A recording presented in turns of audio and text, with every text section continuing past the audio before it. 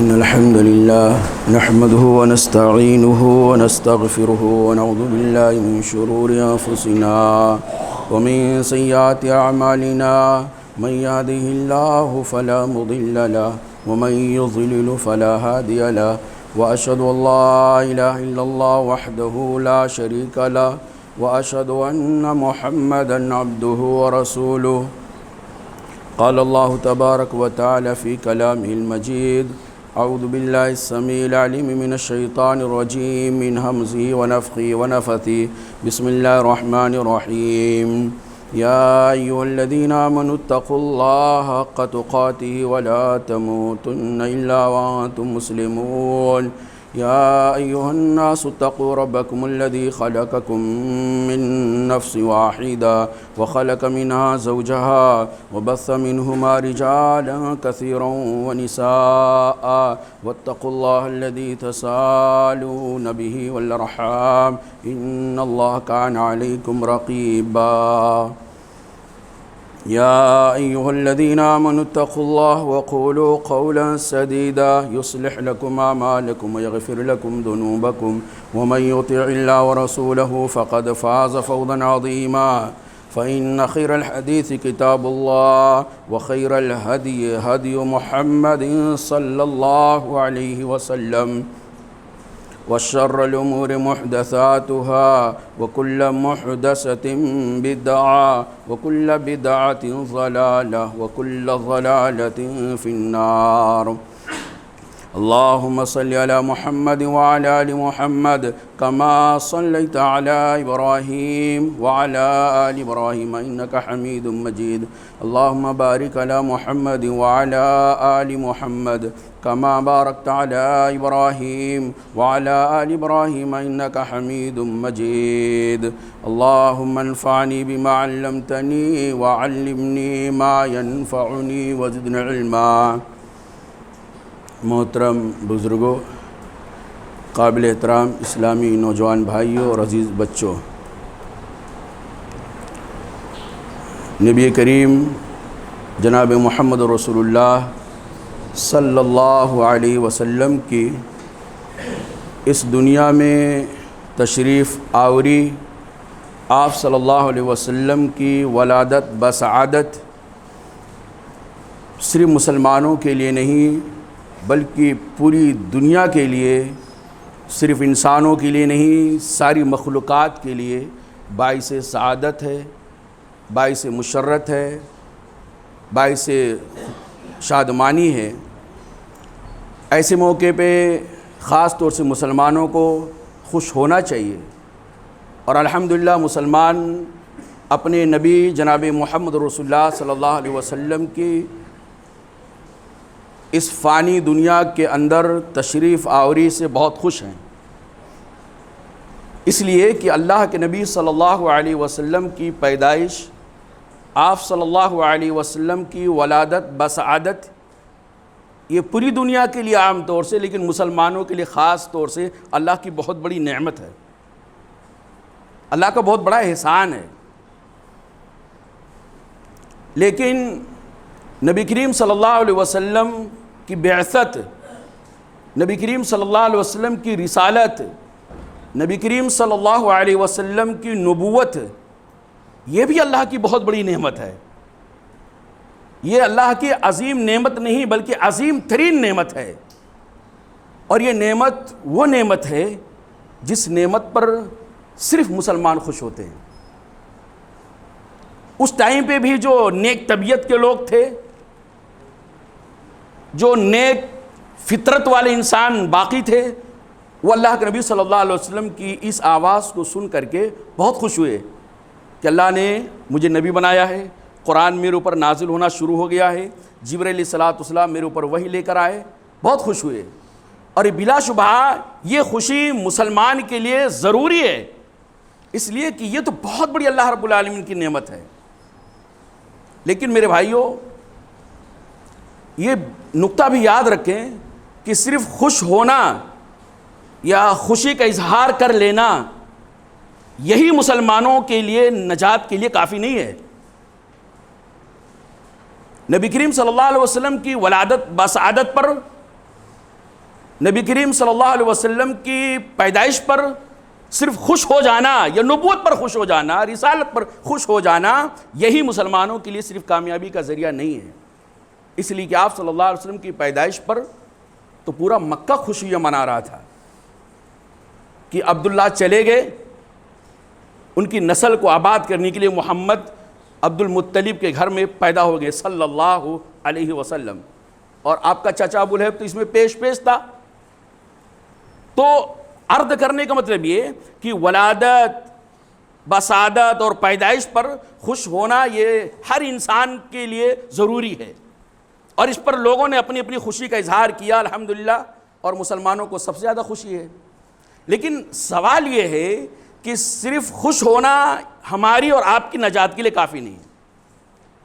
ہماری اور آپ کی نجات کے لیے، اللہ رب العالمین سے قربت اختیار کرنے کے لیے، اللہ سے تقرب حاصل کرنے کے لیے، اس خوشی کے ساتھ ساتھ، خوشی کے علاوہ نہیں، خوشی پلس خوشی کے ساتھ ساتھ نبی کریم صلی اللہ علیہ وسلم سے سچی محبت بھی ضروری ہے۔ ضروری نہیں، شرط ہے، یعنی یہ ایمان کا تقاضا ہے کہ آدمی، خاص طور سے مسلمان، نبی کریم صلی اللہ علیہ وسلم سے سچی محبت کرے۔ اگر نبی کریم صلی اللہ علیہ وسلم سے کسی آدمی کو محبت نہیں ہے اور کہتا ہے کہ میں مسلمان ہوں، تو اس کے اسلام کے اندر شک ہے، نہیں ہے مسلمان، شک نہیں ہے ہی نہیں مسلمان۔ وہ کوئی مومن کہے میں مومن ہوں، لیکن اللہ کے نبی صلی اللہ علیہ وسلم کی ولادت سے، اللہ کے نبی صلی اللہ علیہ وسلم کی نبوت سے، اللہ کے نبی صلی اللہ علیہ وسلم کی رسالت سے مجھے خوشی نہیں ہے، وہ کیسے مسلمان ہو سکتا ہے؟ نہیں ہو سکتا ہے۔ مسلمان ہونے کے لیے شرط ہے کہ محمد رسول اللہ صلی اللہ علیہ وسلم سے سچی محبت بھی ہو۔ لیکن اس محبت کو ثابت کرنے کے لیے یا اس محبت کا اظہار کرنے کے لیے کسی مہینے کی ضرورت نہیں ہے، کسی ہفتے کی ضرورت نہیں ہے۔ یہ تو ہماری محبت ہر جائی محبت ہو گئی ہے کہ اگر کوئی آدمی صرف سال کے ایک دن میں یا کسی ایک مہینے میں یا کسی ایک ہفتے میں محمد رسول اللہ صلی اللہ علیہ وسلم سے محبت کا اظہار کر رہا ہے، تو یہ بہرحال اس کا ایمان صحیح نہیں ہے۔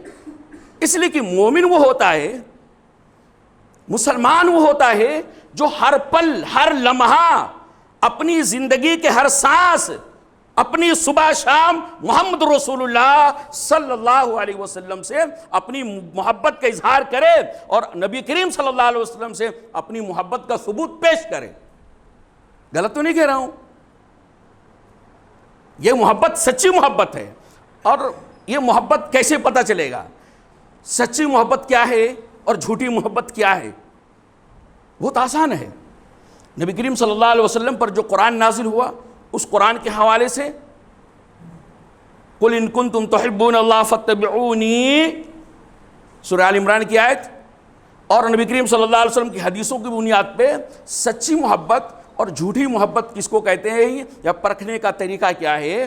طریقہ یہ ہے کہ نبی کریم صلی اللہ علیہ وسلم سے سچی محبت کی کسوٹی اور معیار یہ ہے کہ آپ صلی اللہ علیہ وسلم کی سنتوں کی پیروی کی جائے، نبی کریم صلی اللہ علیہ وسلم کی حدیثوں کی پیروی کی جائے، آپ صلی اللہ علیہ وسلم کی سنتوں کی اتباع کی جائے۔ گویا جو آدمی محمد رسول اللہ صلی اللہ علیہ وسلم کی سنتوں کا جتنا زیادہ عامل ہے، آپ صلی اللہ علیہ وسلم کی سنتوں پر جتنا زیادہ عمل پیرا ہے، اس کی محبت اتنی ہی زیادہ سچی ہے، اتنی ہی زیادہ پختہ ہے۔ اس میں کسی کا کوئی اختلاف ہی نہیں ہے۔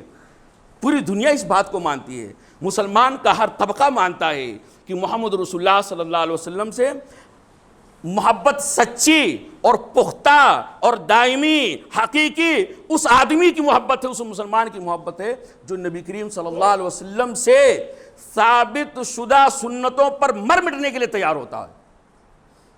یہ سچی محبت ہے۔ لیکن میرے بھائیوں، صحابہ کرام، ایک سوال یہ پیدا ہوتا ہے اس چیز کو اور زیادہ واضح کرنے کے لیے، صحابہ کرام کو محمد رسول اللہ صلی اللہ علیہ وسلم سے سچی محبت کیسے تھی؟ اس میں تو کوئی ڈاؤٹ ہی نہیں ہے کہ نبی کریم صلی اللہ علیہ وسلم سے سب سے سچی محبت کرنے والے کون تھے؟ صحابہ کرام۔ یہ متفق علیہ معاملہ ہے، مسلمانوں کے بیچ میں یہ متفق علیہ معاملہ ہے کہ صحابہ کرام سے زیادہ سچی محبت کوئی اور محمد رسول اللہ صلی اللہ علیہ وسلم سے نہ کیا ہے، نہ کر سکتا ہے، اور نہ آئندہ کر سکتا، اس کے لیے ممکن ہے۔ سب سے زیادہ محمد رسول اللہ صلی اللہ علیہ وسلم سے محبت کا اظہار کرنے والے صحابہ کرام تھے۔ تو ہمیں صحابہ کرام کی زندگی کو ذرا پڑھنا چاہیے کہ کیسے محمد رسول اللہ صلی اللہ علیہ وسلم سے سچی محبت کرنے والے تھے۔ نبی کریم صلی اللہ علیہ وسلم کے صحابہ آپ سے سچی محبت کرنے والے، آپ صلی اللہ علیہ وسلم کی سنتوں کی اتباع کر بنے ہیں، آپ صلی اللہ علیہ وسلم کی حدیثوں پر عمل کر کے آپ کے سچے محبوب بنے ہیں۔ بہت ساری مثالیں۔ ایک مرتبہ اللہ کے نبی صلی اللہ علیہ وسلم سونے کی انگوٹھی پہن کے آ گئے، صرف آئے تھے انگوٹھی پہن کر کے۔ صحابہ کرام نے دیکھا اللہ کے رسول صلی اللہ علیہ وسلم تو سونے کی انگوٹھی پہنے ہوئے ہیں۔ دوسرے دن تمام صحابہ کرام کی انگلیوں میں سونے کی انگوٹھی۔ اللہ کے نبی صلی اللہ علیہ وسلم دیکھا سب کے ہاتھ میں سونے کی انگوٹھی، ابھی سونا مردوں کے لیے حرام نہیں تھا۔ جب انگوٹھی پہنی گئی، صحابہ کرام نے دیکھا محمد رسول اللہ صلی اللہ علیہ وسلم کو، تب اللہ تعالیٰ کی طرف سے وحی آ گئی کہ مردوں کے لیے سونا حرام ہے۔ اللہ کے نبی صلی اللہ علیہ وسلم نے وہ سونے کی انگوٹھی پھینک دیا۔ دیکھنا تھا صحابہ کرام کا کہ تمام صحابہ کرام اپنی انگلیوں سے نکال کر کے انگوٹھی کو پھینک دیا۔ تیسرے دن یا آگے چل کر ایک اور دن ایسا آیا کہ اللہ کے نبی صلی اللہ علیہ وسلم چاندی کی انگوٹھی بنا لیے۔ کس کی انگوٹھی بنا لیے؟ چاندی کی، اور انگوٹھی پہن کر کے آئے، اور اس انگوٹھی پہ محمد رسول اللہ صلی اللہ علیہ وسلم لکھا ہوا تھا۔ اس کا جو نگینہ تھا اندر سائڈ میں تھا۔ صحابہ کرام دکھا رہے اللہ کے رسول صلی اللہ علیہ وسلم پھر انگوٹھی پہن کے آ گئے، کس کی ہے؟ چاندی کی۔ دوسرے دن پھر تمام صحابہ کرام کے ہاتھوں کی انگلیوں میں چاندی کی انگوٹھی آ گئی۔ اللہ اکبر! اس کو کہتے ہیں محبت، اس کو کہتے ہیں نبی کریم صلی اللہ علیہ وسلم کی اتباع، اس کو کہتے ہیں اللہ کے نبی صلی اللہ علیہ وسلم جیسا کیا ویسا کرنے کا۔ کیونکہ صحابہ کرام جانتے تھے کہ نبی کریم صلی اللہ علیہ وسلم سے سچی محبت بغیر آپ کی اتباع، بغیر آپ کو فالو کیے ہوئے، بغیر آپ کی حدیثوں پر عمل کیے ہوئے ممکن نہیں ہے۔ سچی محبت کرنا ہے تو محمد رسول اللہ صلی اللہ علیہ وسلم کی سنتوں کی اتباع کرنا ہی ہے۔ اللہ کے رسول صلی اللہ علیہ وسلم سے صحابہ کرام سچی محبت کیسے کرتے تھے؟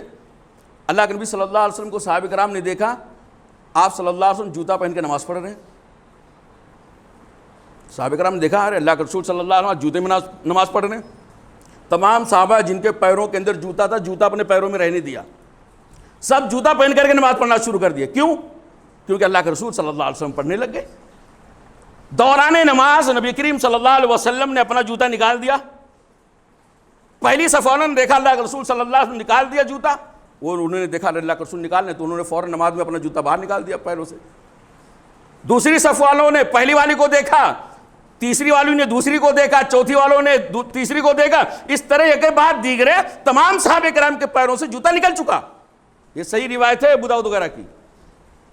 اللہ کے رسول صلی اللہ علیہ وسلم نماز سے سلام پھیرتے ہیں، پیچھے مڑ کر دیکھتے ہیں، جیسا آپ صلی اللہ علیہ وسلم کی عادت تھی، آپ صلی اللہ علیہ وسلم کو سنت ہے کہ نماز سے سلام پھیرنے کے بعد امام صاحب قبلہ کو ہٹا کر کے مقتدیوں کی طرف اپنا چہرہ کرتے تھے۔ اللہ کے رسول صلی اللہ علیہ وسلم سلام پھیر کر کے جب مڑے تو دیکھا یہ تو نماز شروع کیا تھا، سب کے پیروں میں جوتا تھا، نماز سے سلام پھیرا کسی کے پیر میں جوتا ہی نہیں ہے۔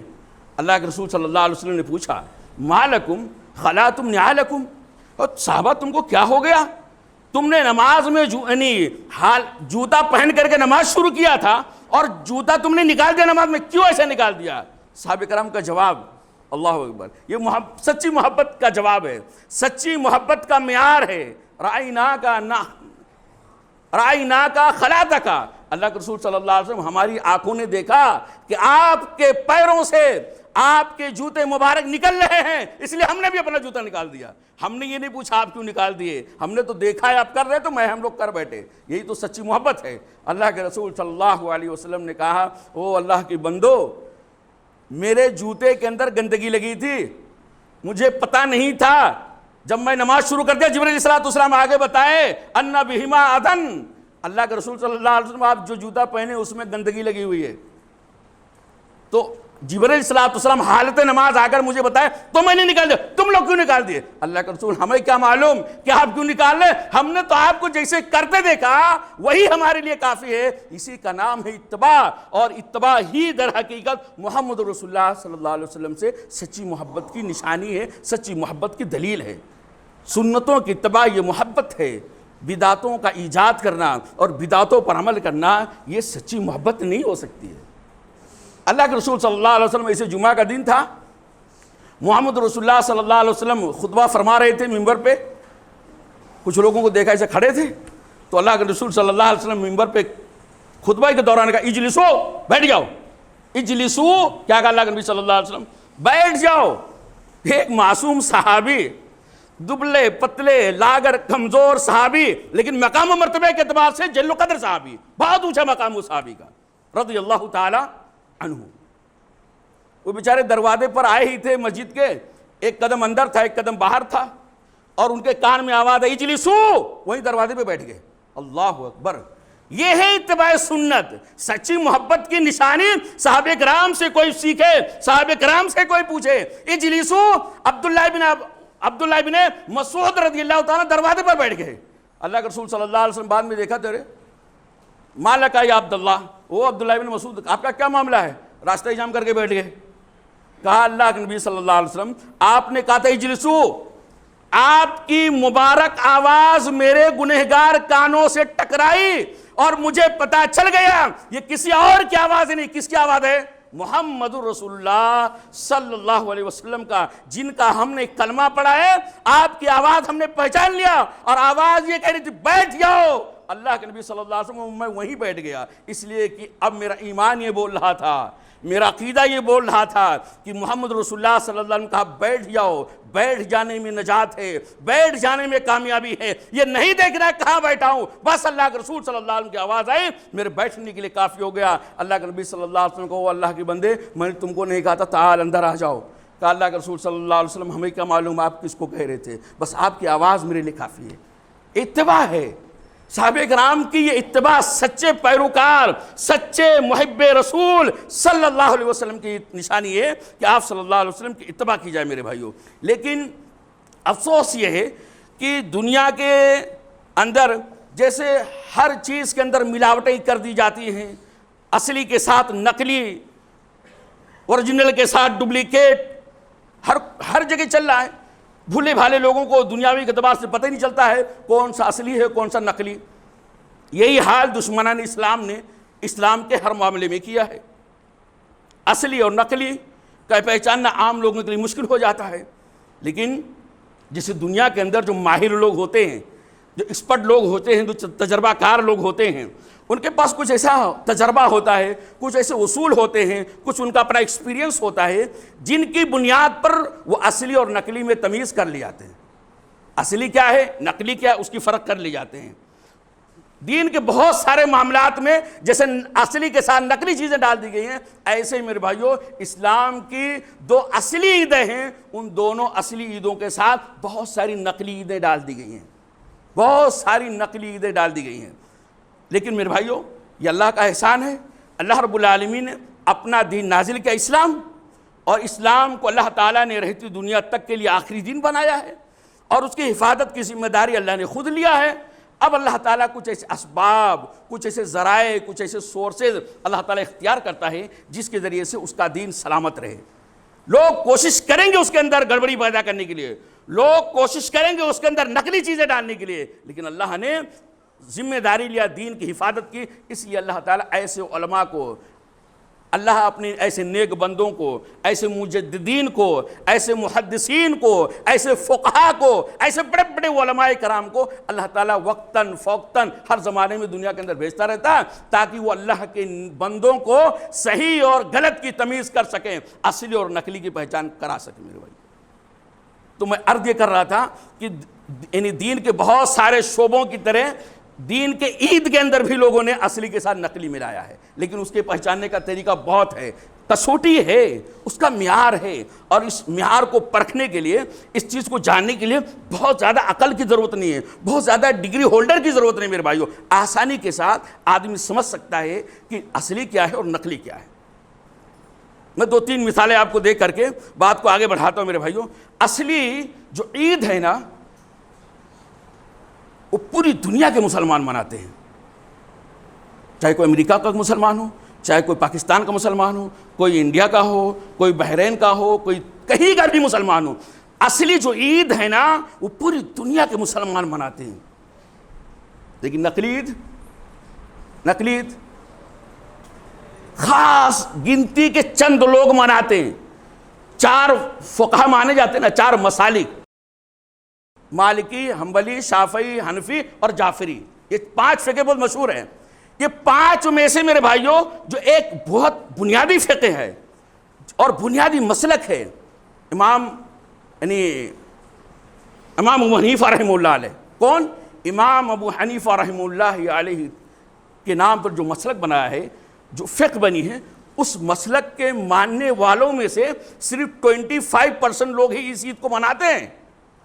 باقی مالکی کو چھوڑیے، حنبلی کو چھوڑیے، شافعی کو چھوڑیے، امام ابو حنیفہ رحمہ اللہ علیہ کے نام پر جو مسلک بنا ہے اس مسلک کے ماننے والوں میں سے صرف ایک چند لوگ ہیں جو اس عید کو مناتے ہیں. یہ اصلی اور نقلی کی پہچان ہے. اصلی کیا ہے؟ پوری دنیا کے لوگ مناتے ہیں، اور نقلی بس گنتی کے چند لوگ مناتے ہیں. دوسرا یہ جو اصلی عید ہے نا، اس عید کو پوری دنیا کے اندر منانے کا ایک ہی طریقہ ہے. کیا طریقہ ہے؟ ایک ہی طریقہ ہے. صبح صبح نہائیں گے، دھلیں گے، خوشبو لگائیں گے، اور وائٹ کپڑا، سفید کپڑا، جو اچھا کپڑا میسر وہ پہنتے ہیں، اور تکبیرات کے ساتھ مسجد میں آتے ہیں، عیدگاہ میں آتے ہیں، اور 2 رکعت شکرانے کی نماز پڑھتے ہیں. اس کے بعد گھر جا کر جو خوشی کے لوازمات ہیں یا خوشی کی چیزیں ہیں وہ کھانا پینا کھاتے ہیں. اور یہ اس لیے کہ جو اصلی عید ہے اس کے منانے کا ایک ہی طریقہ اس لیے ہے، اور پوری دنیا کے اندر سارے مسلمان اس لیے مناتے ہیں کیونکہ اس کا ذکر قرآن میں ہے، اس کا ذکر حدیث میں ہے.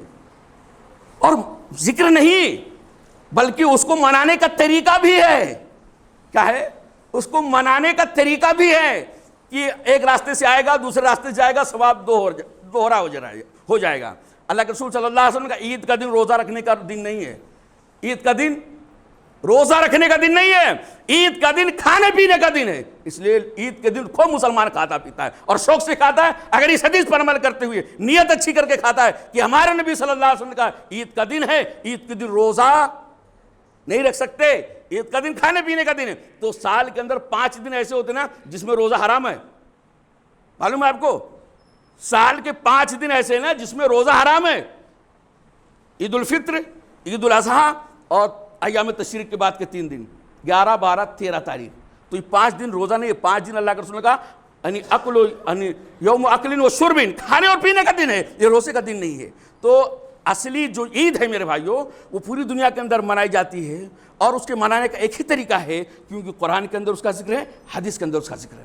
لیکن نقلی عید، اللہ اکبر، جو نقلی عید ہوتی ہے، جو ڈپلیکیٹ عید ہے، وہ ایک ملک میں الگ نہیں ہے، ہر ملک کے ہر شہر میں اور ہر شہر کے ہر علاقے میں منانے کا طریقہ الگ الگ ہے. اور آئے دن لوگ نئے نئے طریقے ایجاد کرتے جا رہے ہیں. پہلے کچھ تھا، بعد میں کچھ ہے، ابھی کچھ ہے، آئندہ کچھ اور آئے گا. آئے گا کہ نہیں آئے گا؟ ہمارے بڑے بزرگ بیٹھے ہیں، پہلے اس کو کیسے منایا جاتا تھا ہم نے خود اپنی گنہگار آنکھوں سے دیکھا ہے. وہ پوسٹر لگتا تھا گاؤں کے اندر، 12 وفات، جشن 12 وفات.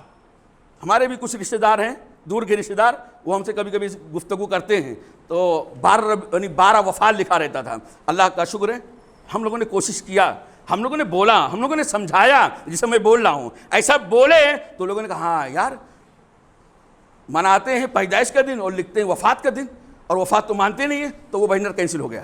تو اب کہ نیا آیا ہے. ہمیں کوئی اعتراض نہیں ہے، کوئی مناتا ہے بھائی اس کا اپنا مسلک ہے، کوئی مناتا ہے اس کا اپنا دن ہے، ہمیں اس پہ پرابلم نہیں ہے. اور لیکن ہم اتنا بتاتے ہیں میرے بھائیوں کہ ہمارے اوپر یہ ذمہ داری بنتی ہے کہ اصلی اور نقلی بتانا، صحیح اسلام کیا ہے اس کا بتانا ہماری ذمہ داری ہے. تو یہ ہر ملک کے اندر، ہر ملک کے ہر شہر کے اندر، ہر شہر کے ہر علاقے کے اندر اس نقلی عید کو منانے کا طریقہ الگ الگ ہے کہ نہیں؟ پہلے ڈی جے چلتا تھا، ہم نے بہت محنت کیا. پہلے ڈانس ہوتے تھے، ہم نے بہت محنت کیا. آج الحمدللہ منانے والوں کے علماء علماء حضرات بھی کہتے ہیں کہ بھائی ڈی جے مت بجاؤ، یہ نہ کرو، وہ نہ کرو، جلسہ جلوس، یہ ساری چیزیں، اب خالی پیدل مارچ ہوتا ہے، اور بھی جو بھی ان کے منانے کا طریقہ بہرحال وہ ہوگا ان کا طریقہ، ہم اس سے کچھ لینا دینا نہیں ہے۔ لیکن میرے بھائیوں، میں جو بتانا چاہتا ہوں یہ کہ ہر علاقے کے اندر منانے کا جو طریقہ الگ الگ ہے، اور آئے دن نئے نئے طریقے ایجاد ہو رہے ہیں۔ یہ اس لیے ہو رہے ہیں کیونکہ نہ قرآن میں اس کے منانے کا طریقہ ہے، نہ حدیث میں منانے کا کوئی طریقہ ہے۔ یہ اپنے ذہن سے بنانا ہے، اپنے خود سے ایجاد کرنا ہے کہ اس عید کو کیسے منایا جائے۔ ہر اعتبار سے جس کو جو اچھا لگتا ہے وہ مناتا ہے، بہرحال ان کا اپنا معاملہ ہے میرے بھائیوں۔ اسی طرح میرے بھائیوں، ایک بہت بنیادی چیز ہے کہ یہ جو عید ہے یہ ایک عجوبہ عید ہے۔ کیا ہے؟ عجوبہ عید ہے۔ عجوبہ عید اس معاملے میں میرے بھائیوں کہ محمد رسول اللہ صلی اللہ علیہ وسلم کی یہ پیدائش کا دن منایا جاتا ہے۔ میں آپ کو بتا دینا چاہتا ہوں، اور اس میں کسی کا کوئی اختلاف نہیں ہے، 4 چیزیں نبی کریم صلی اللہ علیہ وسلم کی ولادت سے متعلق ہیں۔ کتنی چیزیں؟ 4 چیزیں۔ یہ ہمارے آپ کے نبی جناب محمد رسول اللہ صلی اللہ علیہ وسلم کی ولادت کا معاملہ ہے۔ بہت بڑی نعمت ہے، انمول نعمت ہے، اس نعمت کا کوئی مقابلہ نہیں کر سکتا ہے۔ کر سکتا؟ نہیں کر سکتا۔ نبی کریم صلی اللہ علیہ وسلم کی ولادت سے متعلق 4 چیزیں ہیں۔ پہلی ہے اللہ کے رسول صلی اللہ علیہ وسلم سوموار کے دن پیدا ہوئے۔ دوسری چیز ہے نبی کریم صلی اللہ علیہ وسلم صبح سہانے کے ٹائم پہ پیدا ہوئے۔ تیسری چیز ہے اللہ کے نبی صلی اللہ علیہ وسلم جب پیدا ہوئے تو ربیع الاول کا مہینہ تھا۔ تینوں میں کسی کا کوئی اختلاف ہے؟ ہم الحمدللہ فخر کے ساتھ بیان کرتے ہیں کہ ہمارے نبی صلی اللہ علیہ وسلم کو جو دن ملا، پیارا دن ملا، نبی کریم صلی اللہ علیہ وسلم کو جو ٹائم ملا، ولادت کا اچھا ٹائم ملا، یہ سب اللہ کے نبی صلی اللہ علیہ وسلم کی خصوصیت میں سے آتے ہیں، آپ صلی اللہ علیہ وسلم کے امتیازات میں سے آتے ہیں کہ آپ صلی اللہ علیہ وسلم کا صبح سہانے کے وقت پیدا ہونا ایک بہت سارے اشارات دیتے ہیں کہ جس سورج نکلتا ہے، رات کی تاریکی چھٹ جاتی ہے، اللہ کے نبی صلی اللہ علیہ وسلم صبح صبح آ رہے ہیں دنیا کا سورج بن کر کے۔ اب ضلالت مٹنے والی ہے، اب تاریکی مٹنے والی ہے، اب گمراہی مٹنے والی ہے، اب شرک مٹنے والا ہے، اب بدعت مٹنے والا ہے، اب کفر مٹنے والا ہے، اب جہنم میں جانے کے راستے مٹنے والے ہیں، اب سورج نکل رہا ہے، اب اجالا ہوگا توحید کا، اب اجالا ہوگا اتباع سنت کا، اب اجالا ہوگا جنت کی راہوں کا۔ ایک شگون ہے، اچھا شگون ہے۔ تو اللہ کے رسول صلی اللہ علیہ وسلم کی پیدائش کا وقت صبح صبح، دن سوموار کا، اور مہینہ 12 ربیع الاول کا، اس میں یعنی مہینہ ربیع الاول کا، اس میں کسی کا کوئی اختلاف نہیں ہے، ساری دنیا مانتی ہے۔ لیکن جو چوتھا پوائنٹ ہے نا، تاریخ پیدائش، اس میں کسی کے پاس کوئی دلیل ہے ہی نہیں۔ اپنے اپنے اعتبار سے، اپنی اپنی تحقیق کے اعتبار سے لوگ لکھتے ہیں، کوئی مطلب قطعیت کے ساتھ نہیں کہہ سکتا کہ نہیں اللہ کے نبی صلی اللہ علیہ وسلم اسی تاریخ کو پیدا ہوئے، کوئی نہیں کہہ سکتا۔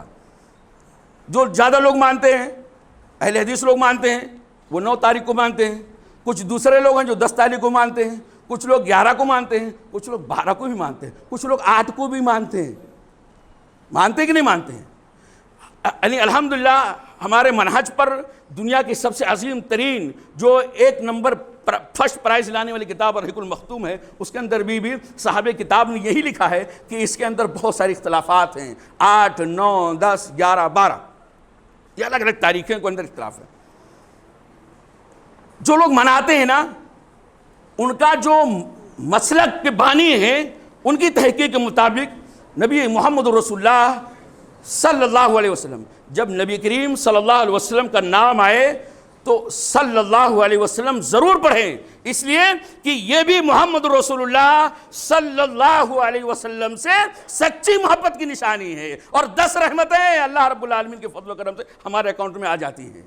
اس لیے کنجوسی نہ کریں۔ الحمدللہ ہم کنجوسی نہیں کرتے ہیں، لیکن لوگ بتانا چاہتے ہیں کہ اس میں اگر کوئی سستی کر رہا تو سستی دور کر دیں۔ تو یہ چوتھی جو چیز ہے اس میں اختلاف ہے۔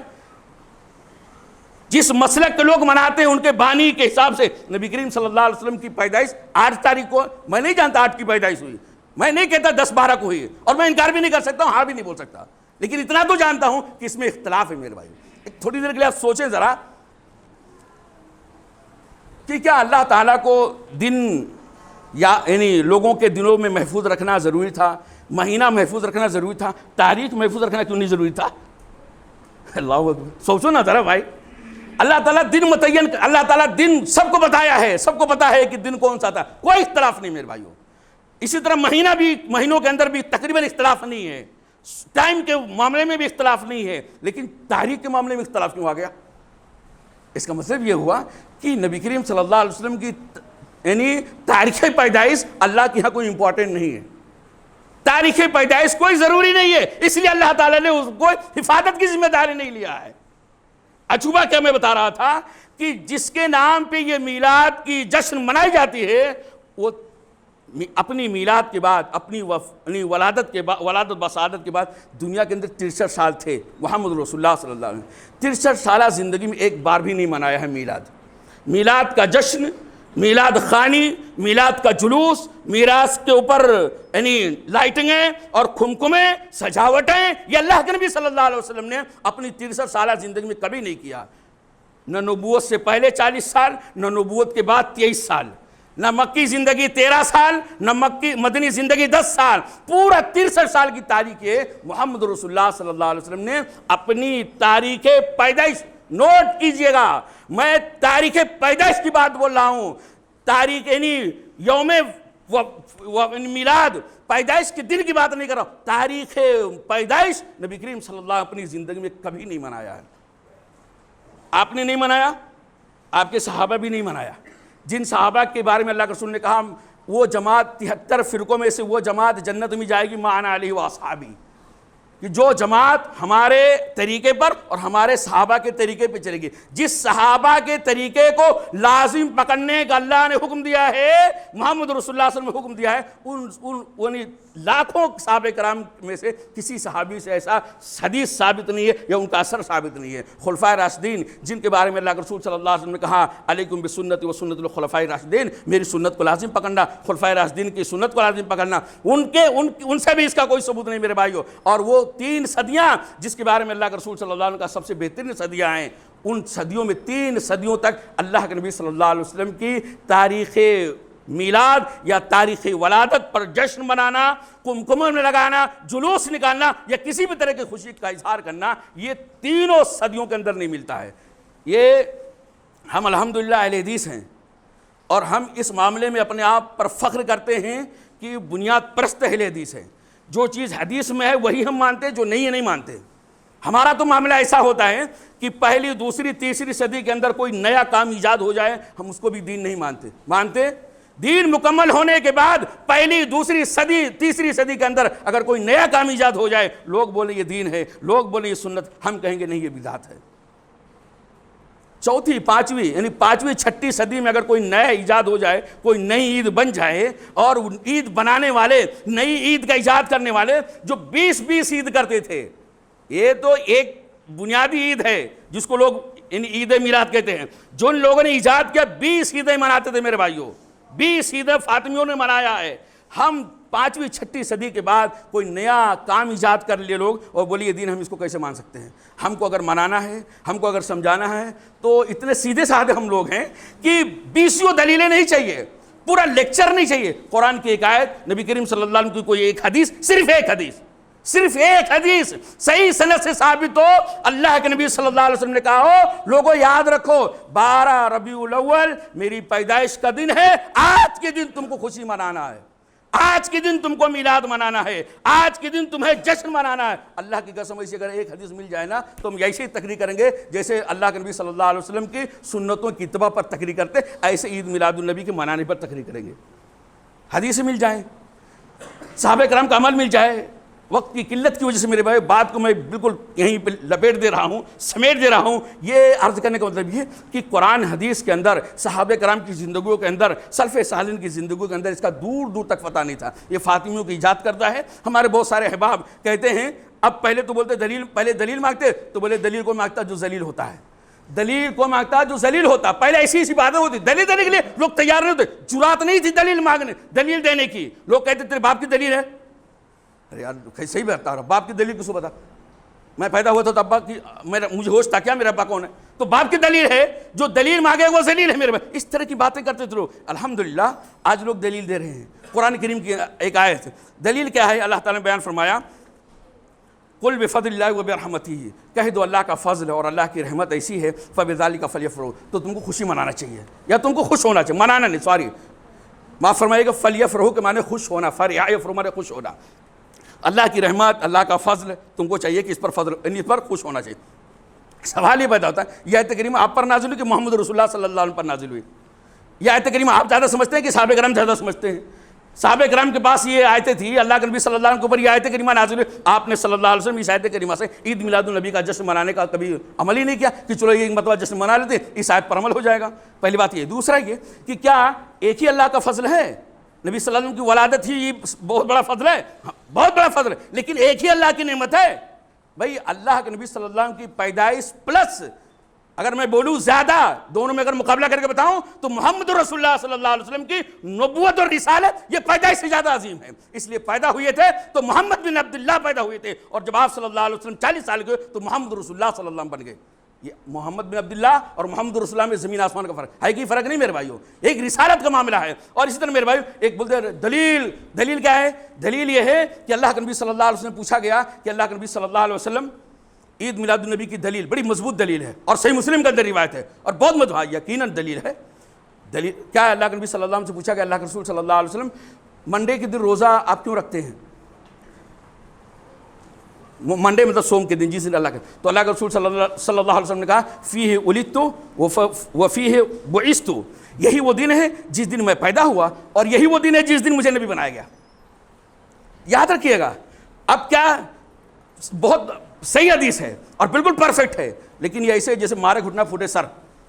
اگر کوئی آدمی سے یہ دلیل لیتا ہے کہ عید میلاد النبی کا جشن منانا اس حدیث سے پتہ چلا، بھائی اللہ کی قسم ممبر پہ کھڑا ہوں، اللہ کا گھر ہے، اگر محمد رسول اللہ صلی اللہ علیہ وسلم کی اس حدیث میں آپ کو میلاد دکھتا ہے تو آپ کو مبارک ہو، میں آپ کو مبارکبادی دیتا ہوں، آپ کا پیٹ تھپتھپاؤں گا کہ جیسے اللہ کے نبی صلی اللہ علیہ وسلم میلاد منایا ہے، جس طریقے پہ منایا ہے، جس ٹائم منایا اسی ٹائم آپ منائے، ہم آپ کو مبارکباد دیتے ہیں۔ اللہ کے رسول صلی اللہ علیہ وسلم سے کیا پوچھا گیا ذرا بتائیں کیا پوچھا گیا؟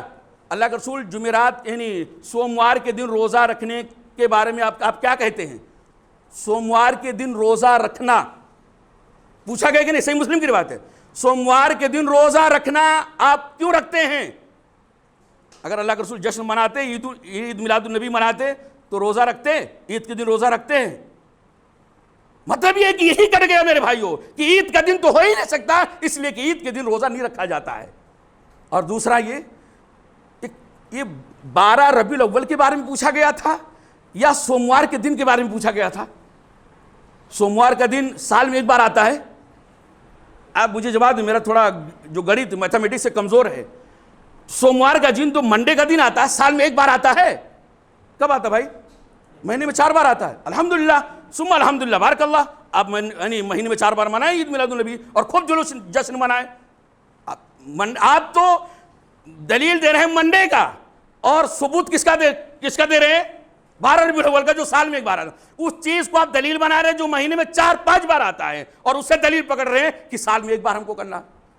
اچھا اللہ کے رسول صلی اللہ علیہ وسلم عید میلاد النبی کیسے منایا؟ طریقہ اختیار کرو نا بھائی۔ ہم تو یہ کہتے ہیں کہ جمعرات کا دن روزہ رکھنا اور جو منڈے کو روزہ رکھنا یہ اللہ کے نبی صلی اللہ علیہ وسلم کی سنت ہے۔ اس کا مطلب ہے کہ اس دن عید نہیں ہو سکتا، وہ دن عید کا نہیں ہو سکتا اللہ کے نبی صلی اللہ علیہ وسلم۔ تو اللہ کے نبی صلی اللہ علیہ وسلم اگر اس حدیث کی بنیاد پر عید میلاد النبی منائیں تو اللہ کے واسطے جس دن اللہ کے رسول نے منایا اس دن منائیں، جمعرات کو یعنی 12 ربیع الاول کو نہیں بلکہ ہر سوموار کو عید میلاد النبی منائیں۔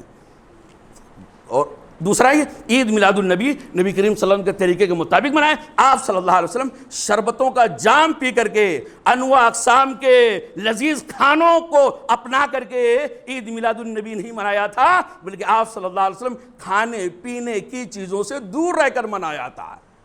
ہے نا یہ روزہ میں کیا ہوتا ہے؟ آدمی کھاتا پیتا ہے۔ اللہ تعالیٰ سے دعا ہے کہ رب العالمین ہم تمام بھائیوں کو اور تمام دنیا کے مسلمانوں کو سنجیدگی کے ساتھ یہ جو نئی بدعتیں خرافات ایجاد ہو رہے ہیں اور لوگ اس پر عمل کر رہے ہیں، اللہ تعالیٰ تمام مسلمانوں کو سمجھنے کی توفیق عطا فرمائے۔ اللہ تعالیٰ کوئی غصہ نہیں، کوئی جھڑپ نہیں، کوئی لڑائی نہیں، کوئی جھگڑا نہیں۔ آپ کو اگر اچھا لگتا ہے، آپ کو اگر بات سمجھ میں آتی ہے تو اہلاً و سہلاً آپ اس کو چھوڑ دیجئے، لیکن آپ کو اگر بات سمجھ میں نہیں آتی ہے تو اسی صورت میں آپ اس کو کریے۔ لیکن میں اپنی ذمہ داری ادا کر دیتا ہوں، 4 چیزوں کو بیان کر کے معاف فرمائیے گا۔ جمعہ میں کبھی ایکسٹرا ٹائم نہیں لے گا، 2 منٹ آج مجھے دے دیجیے گا۔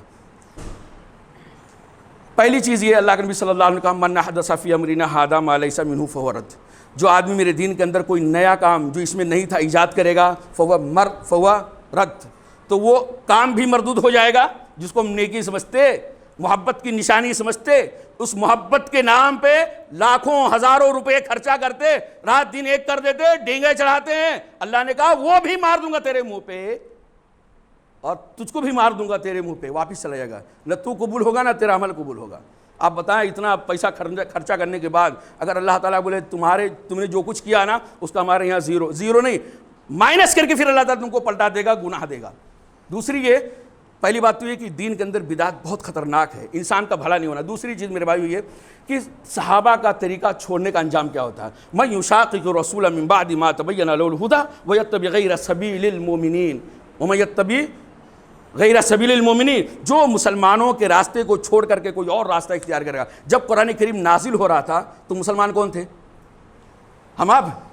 اچھا ایک چیز اور یاد رکھے، ہم جب کہتے کوئی نیا کام نا تو بولتے ارے نیا تو مطلب کل کا، ارے بھائی نیا کا مطلب کل نہیں ہوتا ہے، نیا کا مطلب ہوتا ہے نبی کریم صلی اللہ علیہ وسلم پر دین کمپلیٹ ہونے کے دوسرے دن بعد، وہیں سے نیا اسٹارٹ ہوتا ہے۔ ہمارے اللہ خیر کرے لوگ دلیل دیتے بولے نیا کیسے ہو سکتا ہے، 3 سال پہلے میں دکھاتا ہوں، 4 سال پہلے 5 سال پہلے 6 سال پہلے کی کتابوں کے اندر عید میلاد النبی کا تذکرہ تھا، نیا کیسے ہو سکتا ہے؟ میرے نیا کا معنی پہلے سمجھے، نیا کا مطلب کل نہیں ہوتا ہے۔ تو اللہ تعالیٰ نے بیان فرمایا کہ جو مسلمانوں کا راستہ، صحابہ کرام کا راستہ چھوڑے گا، من یشاقق الرسول من بعد ما تبین له الہدی ویتبع غیر سبیل المؤمنین نولہ ما تولی، جدھر جا رہا ہے جانے دوں گا، ونصلہ جہنم وساءت مصیرا، اور اس کو اسی راستے پہ جانے دوں گا جس راستے پہ جا رہا ہے، آخر میں اس کو جہنم میں ڈال دوں گا اور اس کا کام تمام ہو جائے گا۔ اب سوچیں ذرا، ہمارے لیے بھی ضروری ہے، خوش مت ہو جاؤ، ہمارے لیے ضروری ہے کہ صبح شام ہم جو کر رہے ہیں نا یہ چیک کرتے رہیں کہ اللہ تعالیٰ کے یہاں ہمارا اہل حدیثوں تمہارا عمل قبول ہوگا کہ نہیں ہوگا۔ غیر بھی اس پر کوشش کریں، کیونکہ اسلام سب کے لیے میرے بھائیو۔ اور آخری چیز میرے بھائیو بتانا چاہتا ہوں یہ کہ یقیناً اللہ کے رسول صلی اللہ علیہ وسلم نے کہا من تشبہ بقوم فہو منہ، جو آدمی جس قوم کی مشابہت اختیار کرے گا، سیم ٹو سیم کاپی کرے گا، فہو منہ۔ میں نہیں کہہ رہا ہوں، میں کون ہوتا ہوں اسلام میں کچھ بولنے والا، من تشبہ بقوم فہو منہم، جو آدمی جس قوم کی مشابہت اختیار کرے گا انہی میں سے ہو جائے گا۔ اپنے نبی کی پیدائش کون مناتا ہم سے پہلے؟ کون مناتا؟ یہ مشابہت نہیں، اور اب تو لوگ باقاعدہ بتا رہے ہیں، لوگ دلیلیں بھی دے رہے ہیں۔ ہم کہتے ہیں جو مشابہت ہے تو بولے رہے مشابہت کیسے؟ کرسچن کی مشابہت ہے 25 دسمبر کو لوگ مناتے، تو بولے رہے ایسے کیسے ہو، وہ الگ ہیں ہم الگ ہیں۔ اب تو دلیلیں دیتے، بولے کرسچن بھائیو تم لوگ کیوں مناتے ہو 25 دسمبر؟ بولے ہمارے نبی کی ولادت ہوئی۔ ہاں تو تمہارے نبی کی ولادت ہوئی تو خوشی مناؤ گے؟ ہمارے نبی تمہارے نبی سے بڑے ہیں۔ دلیل ہے، میں دوسروں کے جملے کو کاپی کر رہا ہوں، ہمارے نبی تمہارے نبی سے بڑے ہیں، تو تمہارے نبی کا دن بڑا ہو سکتا ہے پیدائش کا، تو ہمارے نبی کا دن کیسے بڑا نہیں ہو سکتا؟ ہم تم سے زیادہ خوشی منائیں گے۔ اور اس کے بعد باقاعدہ لوگ یعنی مساوات اور مطابقت کے طور پہ اس طرح کی دلیلیں دیتے۔ میرے بھائی عرض کرنے کا مطلب میرے بھائیو یہ عید نہیں ہے، یہ بدعت ہے، یہ خرافات ہے، انسان کی دنیا اور آخرت کو موڑ دینے والا ہے۔ اللہ کے واسطے ہم کو کوئی اس سے دشمنی نہیں ہے۔ اگر عید میلاد النبی ایسے ثابت ہوتا جیسے عید الفطر ثابت ہوتا ہے، جیسے عید الاضحیٰ ثابت ہوتا ہے، تو ہمیں اس کے خلاف بولنے کی کیا ضرورت تھی؟ اور ہم آپ کے خلاف نہیں بول رہے ہیں، ہم آپ اپنے بھائیوں کے خلاف بول رہے ہیں کہ ذرا آپ چوکن نہ رہیں، دو لوگ کرتے ہیں کرنے دیں، اگر کوئی سمجھ میں آ گیا تو فبیا، نہیں سمجھ میں آتا اس کا اللہ مالک ہے۔ اللہ تعالیٰ سے دعا ہے کہ اللہ تعالیٰ ہم تمام بھائیوں کو نبی کریم صلی اللہ علیہ وسلم کے لائے ہوئے سچے اور خالص دین کو سمجھنے کی توفیق عطا فرمائے۔ محمد الرسول اللہ صلی اللہ علیہ وسلم کی پیدائش پر، آپ صلی اللہ علیہ وسلم کی ولادت پر، آپ صلی اللہ علیہ وسلم کے نبوت اور رسالت پر ہمیں خوش ہونے کی توفیق عطا فرمائے۔ اور یاد رکھیں یہ خوشی ایمان کے لیے ضروری ہے، اور ایمان کے لیے خوشی کے ساتھ ساتھ محبت بھی ضروری ہے۔ اور محبت کیسے پر کی جائے گی؟ اللہ کے نبی صلی اللہ علیہ وسلم کی سنتوں پر عمل کر کے۔ اللہ تعالی ہمیں جیسے محمد رسول اللہ صلی اللہ علیہ وسلم کا امتی بنائے۔ رب العالمین ہمیں محمد رسول اللہ صلی اللہ علیہ وسلم کا سچا پکا مخلص امتی بننے کی توفیق عطا فرمائے۔ آمین۔ اقول قولی ھذا استغفر اللہ لی ولکم ولسائر المسلمین فاستغفروہ هو الغفور الرحیم۔